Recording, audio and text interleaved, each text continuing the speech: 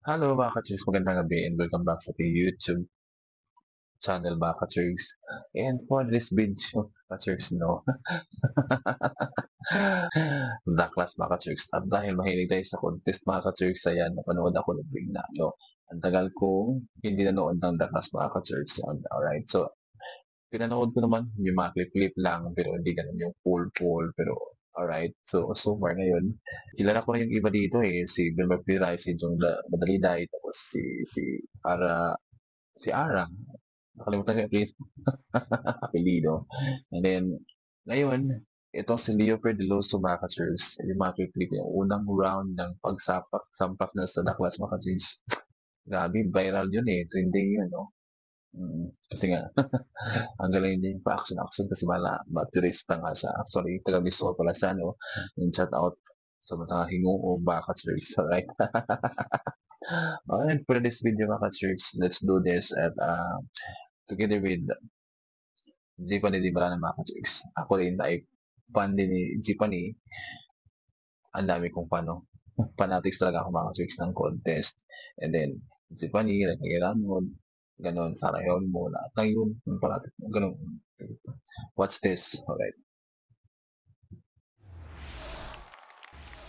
Round 5.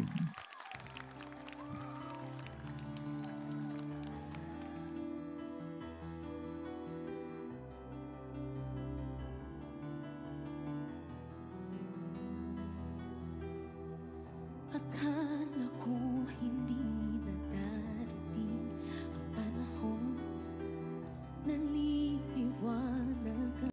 Maganda talaga to si Jeep di Branan Baka Church. And sa Leopard Luso, may bukid sa Baka Church sa totoo lang.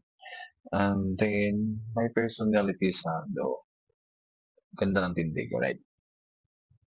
Daang nasisilayan ko sa libo-libong taong nangangarap, binigyan mo ko.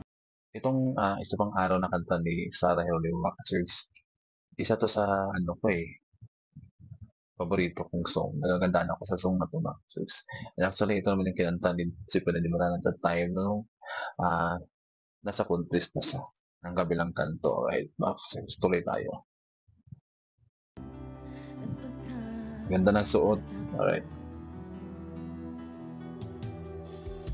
Magbabago ang landas na kakahagin ko, ikaw pa rin ang hahanapin ng puso ko.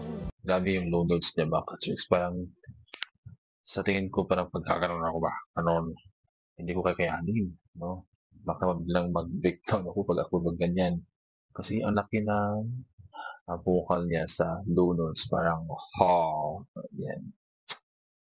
Sanay ako makinig sa mga babaeng nag-low notes na napaka-very natural lang. Sa kanya kasi, natural lang din naman. And then parang, talaga siya, boses na siya. Tuloy tayo. Sa bawat sandali kasama kita, binigyan mo ng buhay ang aking. Parang may part na parang hiningal sa Baka Church.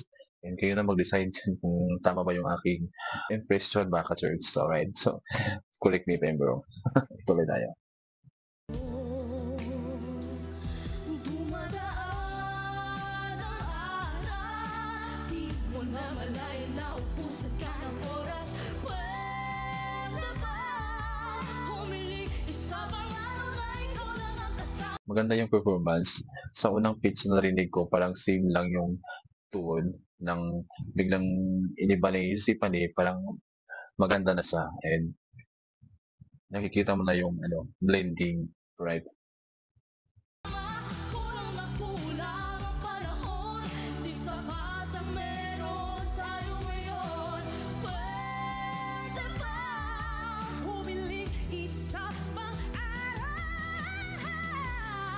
Sa pagsikat ng araw, ikaw ang laging Sa nakikita ko sa kanya Baka Chicks, strong yung personality niya. Kontesira talaga siya, Baka Chicks. And sa kontesero, makikita mo talaga yung palaban yung tao, no? Makikita mo talaga yung determinasyon na lumalaban. Alright, so tuloy tayo. sa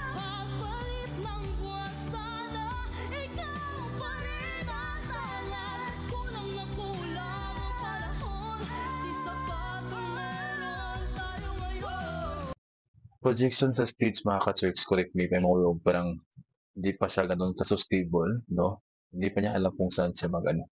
Parang ano din ako eh. Parang ang perfectionist ko, no? Yun lang. So, projection sa stage, hindi pa siya masyadong marunong mag-ano, mag-adjust. And then, paano humarap ng camera mga ka-church. Alright. Pwede bang humiling isa pang araw? Ang sarap pa sana itaas pa, no? Pero, siguro yun lang yung pitch na binigay sa kanya, right?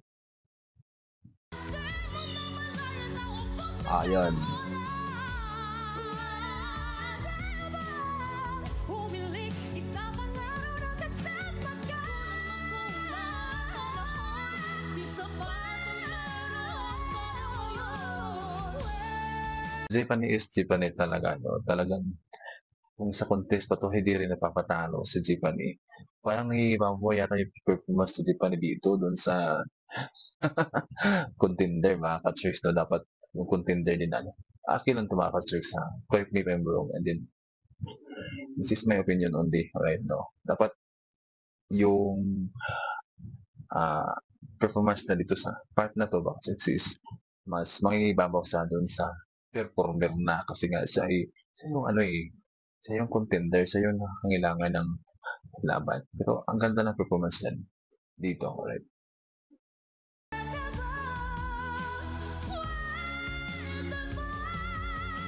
Okay. Humiling isa pang araw.